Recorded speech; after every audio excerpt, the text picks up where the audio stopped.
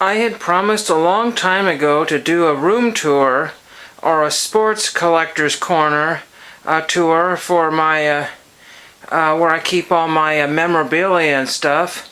And this is a partial collection of it. I just threw this together. This is a room where I store a lot of stuff, and so it's kind of messy most of the time. I'll show you the main hits in this room here. There's a couple of signed balls there, a Portland Forest Dragons team signed ball. And there's a signed soccer ball from the Dallas Sidekicks that was given to me by Billy Phillips, a former coach. That was really awesome. And there's an old vintage erector set that's mostly complete there, and a couple of baseball gloves you've seen in a couple of videos here.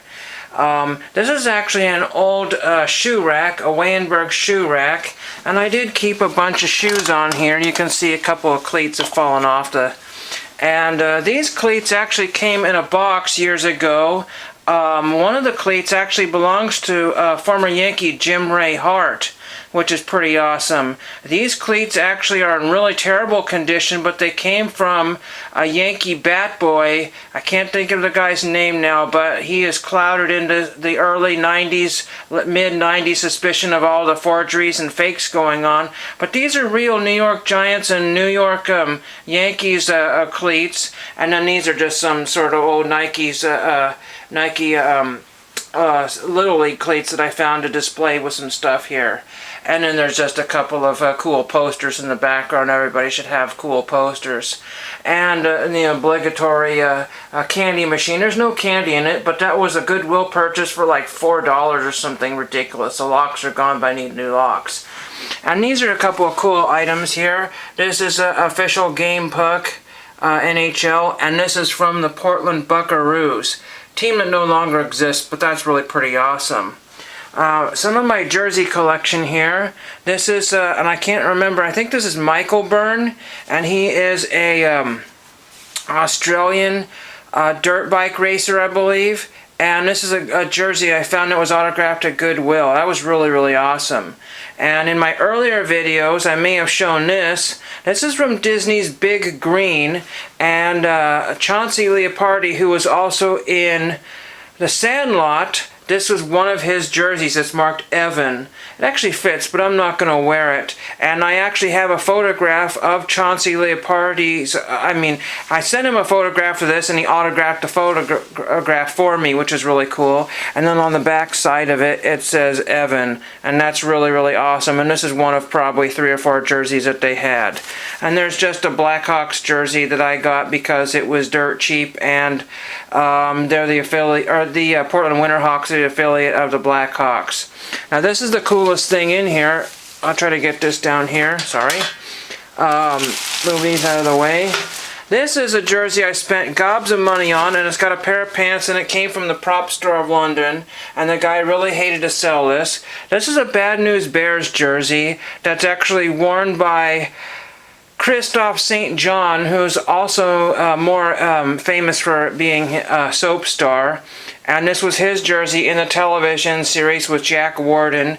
And I do not remember if this is season 1 or season 2 jersey. And there's a picture of Christophe St. John wearing it. And I was going to mount those in this frame here because I custom made this frame, and so that was kind of a cool thing that I did there. And let's go on to the next thing before I kind of forget some of this stuff. There's some bats here. None of these bats are particularly rare or interesting. This is just a nice example of a Wilson bat here that I got at an antique store years ago. You can see the end is kind of thrashed. You know, they probably round and round and round and spin until they're dizzy. There's a Worth bat. And there is a Mickey Mantle bat in here, but it's not in good shape. Let's see, here's a Louisville Slugger. This is a Babe Ruth, the South Bend Silverhawks. And let's see here, there's the Mantle bat there. I might go into my bat collection more in depth. This one here is a Tommy Davis bat. None of these are game used or anything. These are all store model bats, I'm pretty sure. I've tried to buy game used bats, but I don't know, I missed the boat on it when they were relatively inexpensive. The next thing we're going to see here is a bunch of nameplates that came off of jerseys. And these are all the Cleveland Indians, Rich Dower and Mitch Webster, Jose Morales, I believe, and there's another Rich Dower. None of these guys are very good at TTM. I paid $2 a piece or something on eBay, something ridiculous. I bought almost all the ones he had. There was a couple more of them. I remember Mitch Webster also being a Los Angeles Dodger, and I think that's why I picked those up.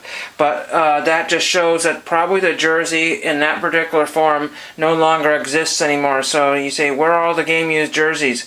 They took these off and probably gave the jersey to the minor league teams or whoever wanted them. So that was kind of cool. And then we got a couple more things I'll just show really quickly here. This is just some sort of YMCA large format photograph I found of some kid on the rings. That was kind of neat. And then this here is an art project I did in high school.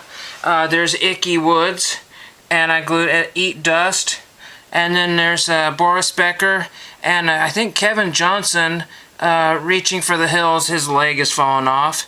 And this was supposed to display motion. You can see Danny Ainge always, crying out in pain.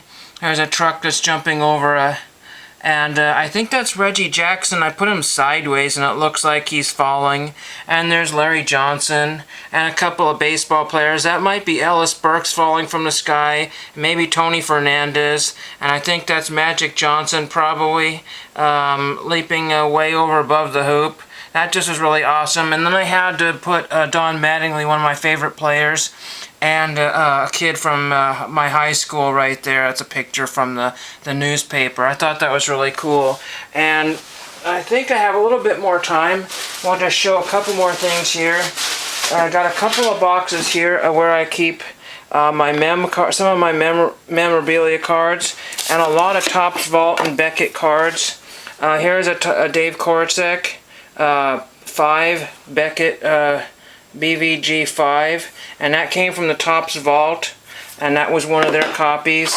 This is a Topps Vault file copy. That means that they had that in their files and they referred to that card when they need to. And this is Tom Brewer 58. Really, really awesome card. These are cards that no one's ever seen. Here's a Dante Hall, and this is a 1 of 1. Dante Hall, or well, actually it's not a 1 of 1, it's a 10 of 10. And see, they're a blank back card, and they were just produced for the Topps Vault to sell. And this is a 2012.